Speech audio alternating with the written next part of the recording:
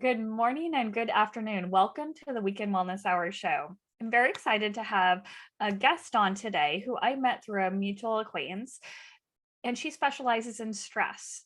So, Dr. Annika Sörensen will be joining us today, and she is a medical doctor over in Sweden, and she helps business owners, business leaders deal with stress. So, I'm very excited to have you on. Thank you for joining us, Dr. Annika.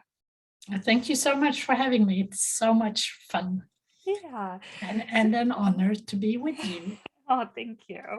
Can you share with us, how did you get into the world of studying stress and becoming a stress specialist? I was a doctor to begin with. Mhm. I had a very tough start as a doctor. Okay. And my story started with a couple of real close death right when I took my exam. So I had a rough time to start, and I learned so much back then that, but I didn't realize that I learned it back then. Yeah. So I've been working as a doctor. I've seen stress from all angles, and I think I've been a fairly good doctor, especially when it came to those issues, even though I still didn't really realize it. Then some 10 years ago, I was having my family, 3 young girls, hubby, and a full-time job as a doctor, and I was very close to the stress wall. I was almost able to touch it, and I realized I had to do something to save myself. I didn't want to save anyone else at that moment, just myself. Yeah. So I took a course in stress management to help myself, and that's when I realized this is what I need to do for my patients, because that's what I had been looking for all those years. And that's when I took a view of my life journey. I realized that this was what I was aimed for, and to save and help others to not become patients, and especially not from stress issues. So that course changed my way of thinking. Yeah. And one thing I really appreciate with you is your mission is to prevent stress related illnesses. So, as a medical doctor, you often see people after they've already developed a condition, maybe occasionally beforehand, but most of the time we tend to go to doctors when we're having a problem. Yeah. And so you're taking that step to work on preventing that so people don't have to visit you as often for medical conditions. So I really appreciate what you're doing. Yeah, thank you. And when I started to look at this from a bigger picture, I realized that 75-85% of people coming to the primary care, now I'm talking to the primary care, first stop, that's related to how we live, to life choices and life conditions. It's not illness from the inside, it comes from the outside, so to speak. Yeah. So when I realized that, I saw that there is so much we can do to prevent so many things, and there will still be patients enough for the healthcare. Yeah. But it would be so good to help people before they need to go to the doctor. Yeah.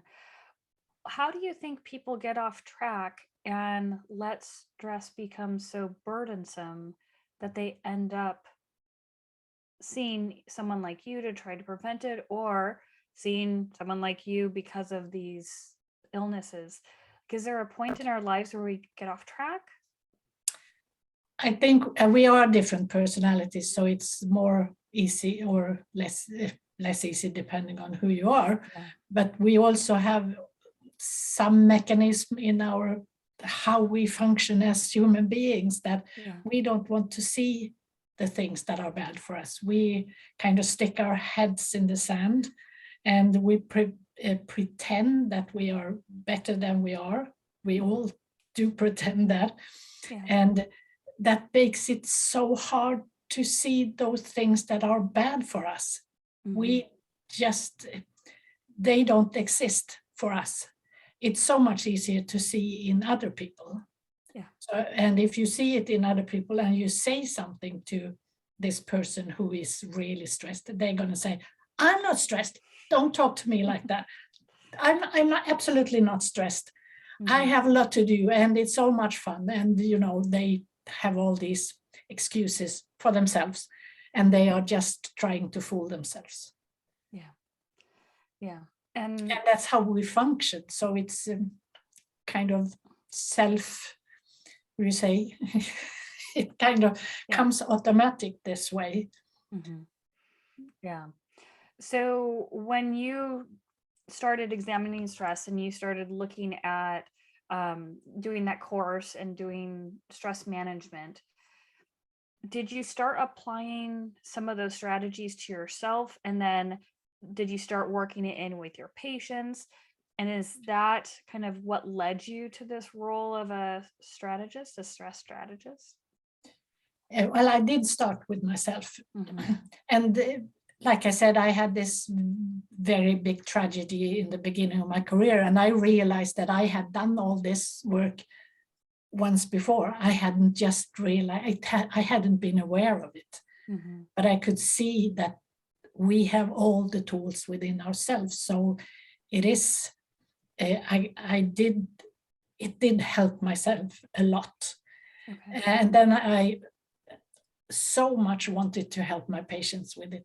But in the healthcare system, we are looking for illness, disease, and pills and treatments. We are not looking for helping people beforehand.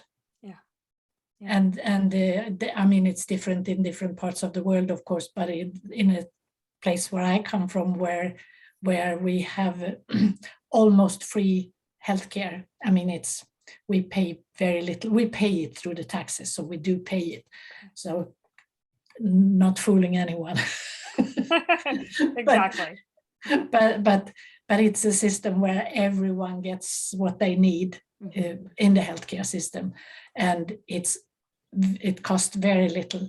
And that makes when you have something that might come up, you don't have it right now, but it might come up.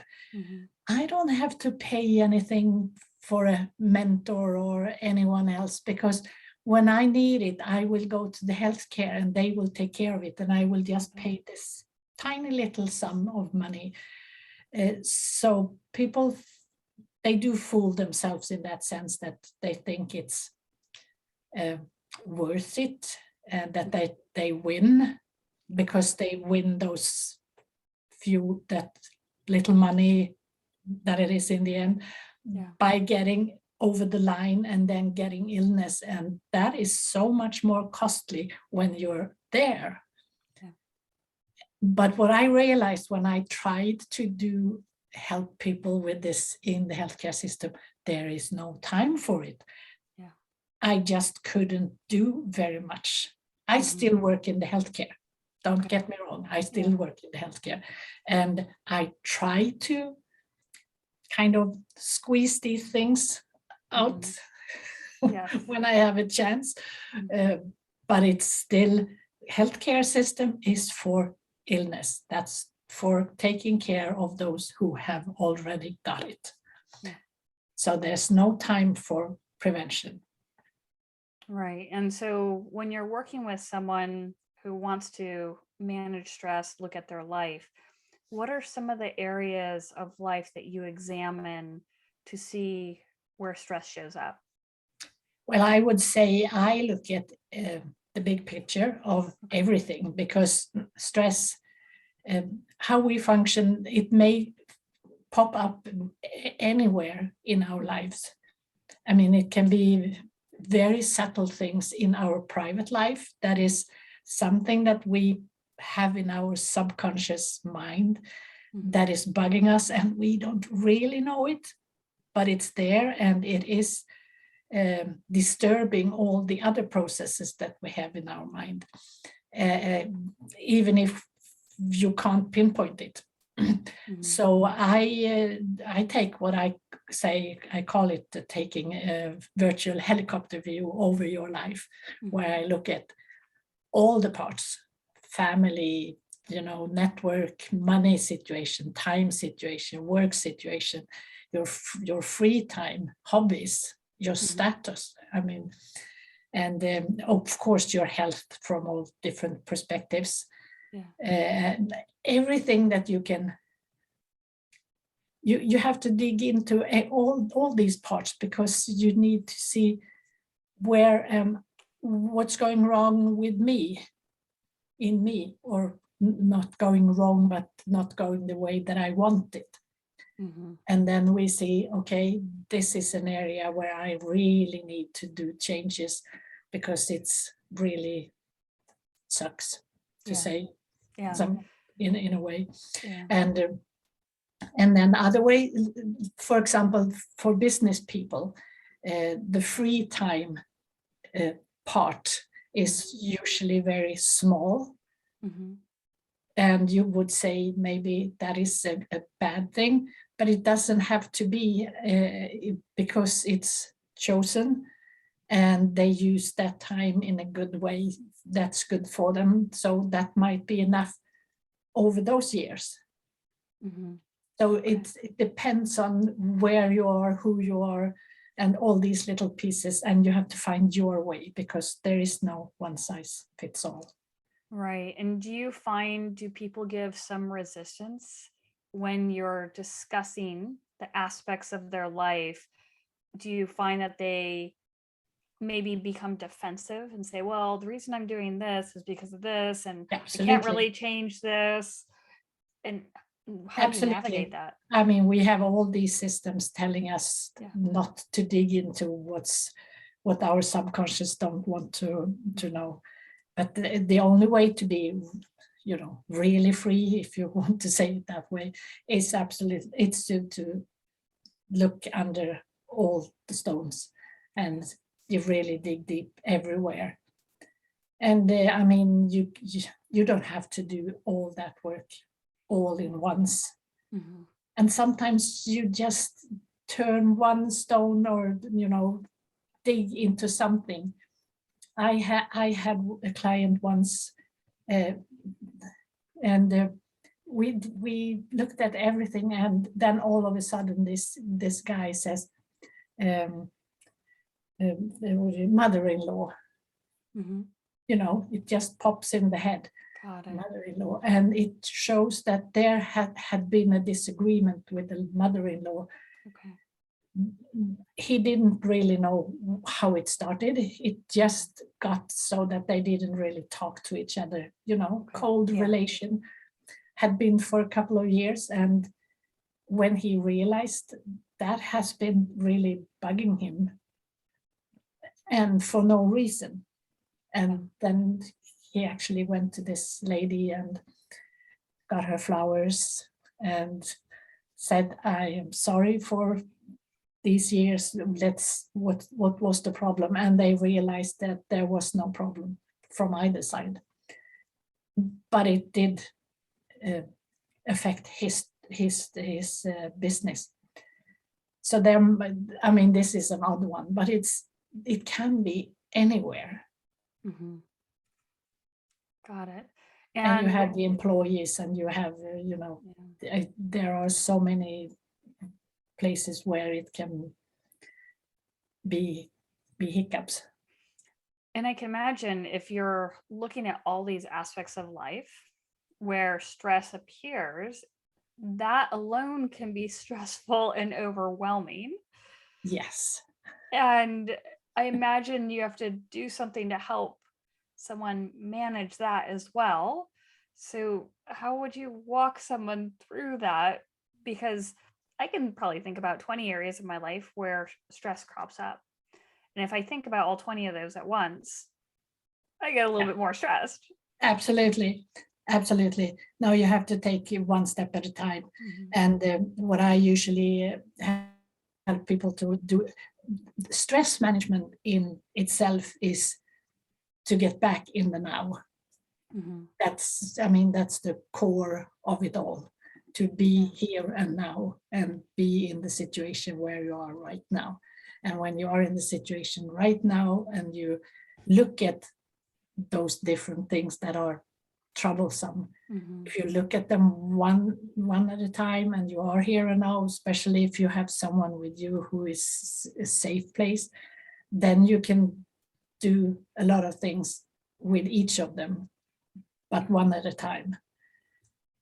So I usually start with helping my clients to get these tools to come into the now, to kind of catch the moment, and that is taking a deep breath, moving your body, mini meditate, those things where you kind of gather yourself into yourself in the moment.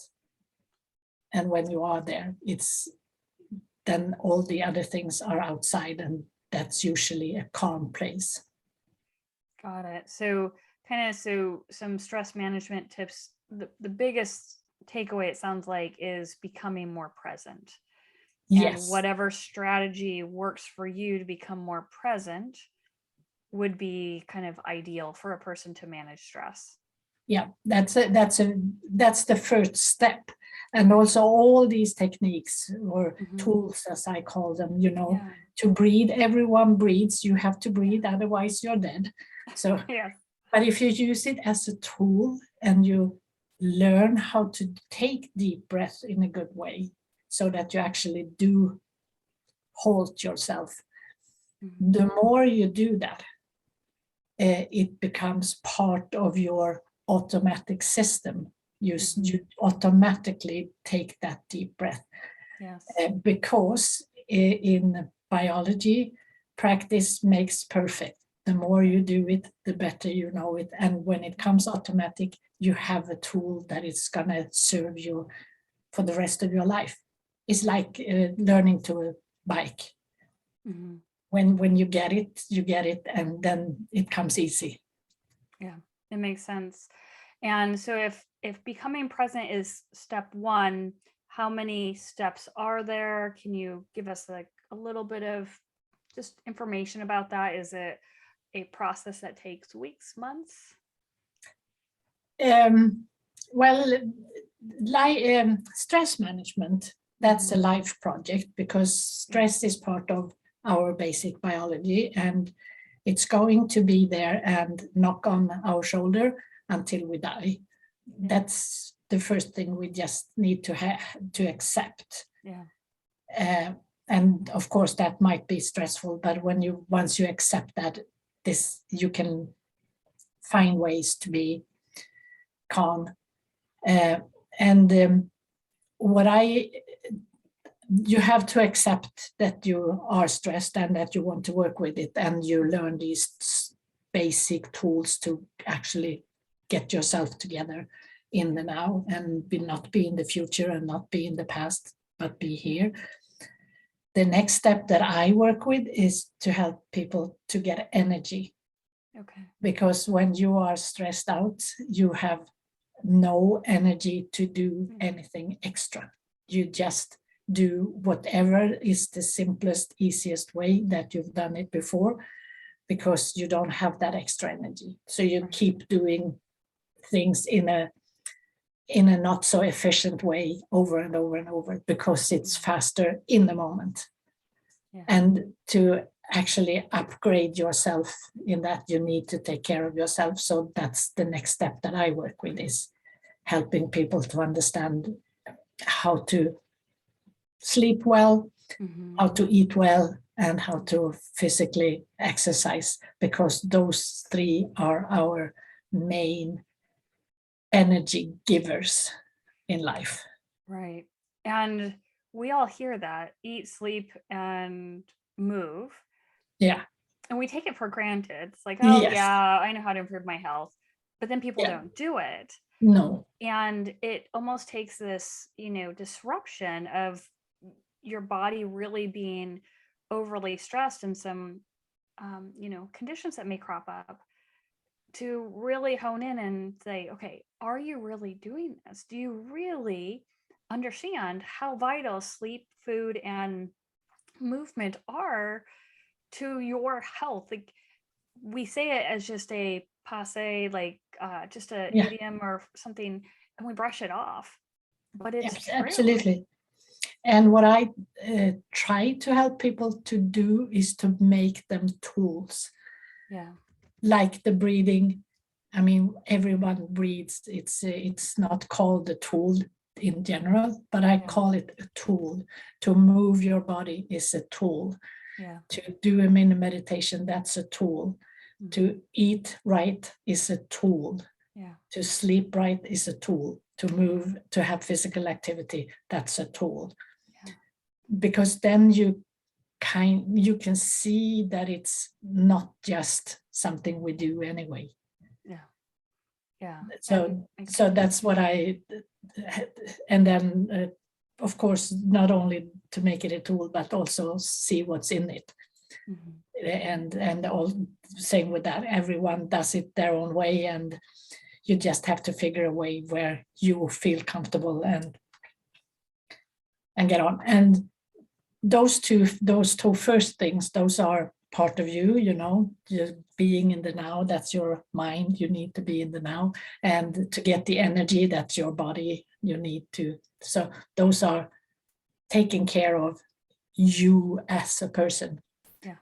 And then I have the third step, and that is the virtual helicopter ride, where you look at things around you and make things about them. But mind you, they are still part of your brain. They are still in your brain, because nothing is happening if you don't decide to do it inside your brain. Yeah. It's true. It's true. You can start to try to go through motions, but until you sense and believe and feel and make that decision, nothing's going to change. Yeah. Exactly.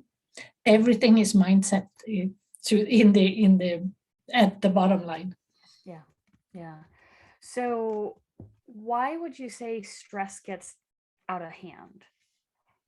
Like, why do we let that? Well, for different reasons. We are optimists. We Yeah. don't think about it. We don't see it coming. Mm-hmm. Because it's part of life, and also it's not, what you say, accepted. Mm-hmm. It's not it's we don't want to have it, so we kind of stick our head in the sand, or Mm-hmm. put up some shields, Yeah. so that we don't look at those things, because stress can be seen as mental illness, and we are so scared of being mentally ill. Yeah. And especially for business leaders, they are scared to death to be called weak, Yeah. or having a mental illness. I mean, that doesn't sound so good. Yeah. Still, because we haven't really, humanity hasn't learned that we are, body and mind is one. Mm-hmm. That's one unit. Yeah. And for me, mental illness, real mental illness, that's a different, that's not, stress is part of life. So that's not mental illness in that sense that it's an illness. It's part of life that can go to an extreme. Right. But then we talk about schizophrenia, and those are more, but you don't get those from stress in itself. Yes. Yes. Stress is I would say, more like, it can be a temporary thing if you choose to address it. Yeah. And work on it. And it can kill you if you don't watch out to what's going on, and you don't take care of your body. And we go back to eat, sleep, and those things too. Because when we have the stress system, if we have it turned on too much for too long, we get too much cortisol, and we get all these heart disease and diabetes and obesity and stroke and all those things that are primarily seen as physical illnesses, but they are very often stem from stress, too much of that part. So, and it's complex. It is, and that's more of the chronic stress leading to a disease. Yeah. If someone is listening to this now and they're like, okay, well, I don't have any of those diseases yet, how would the stress show up in me now before I've reached those diseases? What are some of the common ways you see stress show up in the lives of people you work with, and even the businesses of people you work with? Because I know you work with a lot of business leaders and owners. Yeah. It can show up with so many faces, but I mean, if you talk about the workplace with a leader and some employees kind of setting, you start getting disagreements, you get blaming, because in our heads we see things that are not true when we are too stressed. We kind of see it in the negative way. We start forgetting things, and if someone tells us, you can feel that, okay, they are blaming me or they are accusing me, and you start doing faults. You have to redo things. It costs money to do that. You can lose customers, you can lose contracts, and in the end you lose revenue. So it's a business that has a lot of stress in the system, so to speak. They are not working at their full potential. They could really be so much more profitable if everyone is working in a positive gear towards the same goal. Yeah. And that makes sense. And I mean, there are so many things that where stress can show up.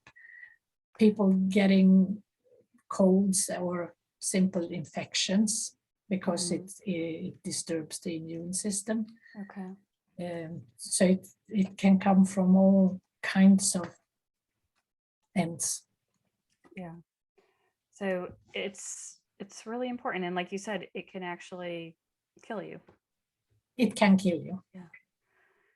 It's called the silent killer, actually. For a reason. Yeah. And it's unfortunate that people don't take it seriously. No, people, and it has been a culture of being, I'm the good guy or gal because I have so much on my list. So it's a status to have too much to do, and that has been hard to kill that false truth, because that's not how it works. But it still does. It doesn't also have to do with just with having too much on your list. It can also be when you give people too hard things to do, when the task is so hard. I only have one task to do, but I don't have the resources to solve it. That can also be very stressful. And if I then have a boss that, if you are a leader that's not listening to that, you're gonna hurt that person. So it is really part of life, and you have to find a way where you can walk with yourself in a calm state and tackle those attacks that comes from all different kinds. And the more you sort your surroundings for the good, so that you do changes in those attacks are going to come more seldom. But that's really what it is. It's life attacking us all the time, and we just need to see, I don't want that many attacks. Okay, then I have to fix this, or I have to fix that. Yeah.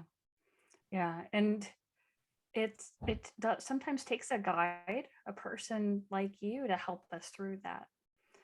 It's scary to change, and that's why it's important to have people like you. And you're very well uniquely qualified because you have the medical physician background as well, which you can tell people straightforward, guess what? I work with people all the time who have these diseases, and I see their background that leads them to this. Here's an option. We can address your stress to help you change. So I really appreciate people like you who are taking that next step for prevention and lifestyle changes. Yeah, thank you. And you're doing it also a good job in this area, and we need to be there needs to be many, Yeah. because it's a global problem, and I come back to that all the time. In a sense, it's very simple how it works. I mean, the structure is simple. The basic biology is simple, but it's so hard to do, and we have all these subconscious or sometimes conscious things in our minds that we're not going to do it, and we don't do things that we know are good for us. Yeah.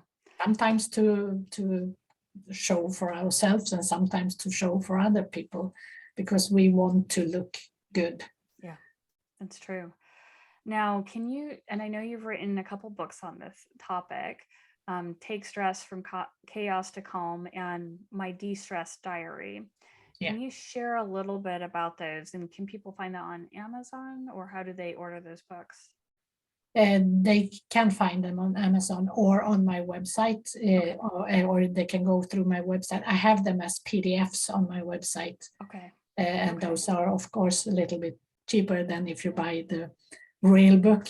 The first one, Take Stress from Chaos to Calm, that's following a guide for 6 months, where you follow more or less the program that I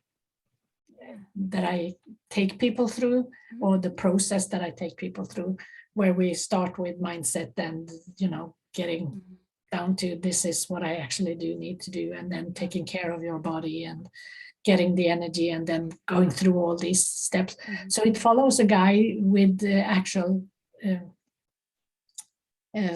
what do you say, tasks that he has to do, and you follow the progress of what he's doing, and then in the end you see his new life from after 6 months with all those changes.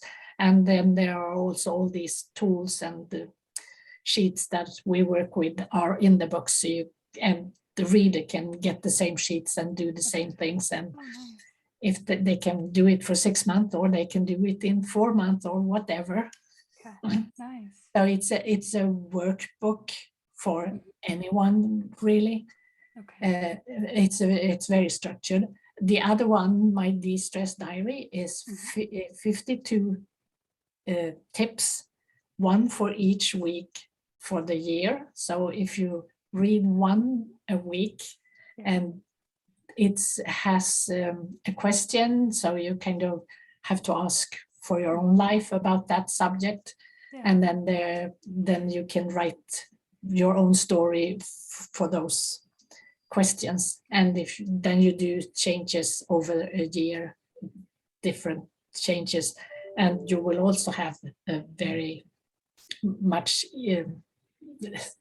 less stressed life in the end if you do the changes, but they are not in a structured way. And you can use that in other ways. So I had one client who had the book on her desk, and she said, every time when I didn't really know what to do, I took the book and I opened the page, and I saw this inspiration of something. So I and sometimes I did what was in there, sometimes I just read it and it kind of popped into my mind. And so she used it as some kind of break tool. So so they are different, but in the end, everything I do works for the same end the result. Yeah, that's amazing. And so can you share with us your website where people can go and order your books or get more information about how they can work with you? Yes, my website is askdrannika.com, Okay. askdrannik.com, and you also have at the top of the website you have a freebie starter kit for your de-stress journey, where you can start what we have been talking about today. Yeah. And then, of course, there are all these other services that I have and information, and a blog with a lot of information where you can read. It's almost like reading a book too. All different areas. For everything is about stress management. Yeah. And also a contact page. Okay, that's great. We really appreciate your time and sharing all this information with us so that we can help more people. So thank you so much. Thank you. Thank you so much for having me. It's nice. Yes, and thank you all for joining us today. I hope you have a great rest of your weekend. Enjoy. Go check out Dr. Annika's website, and we'll see you again next weekend. Bye now.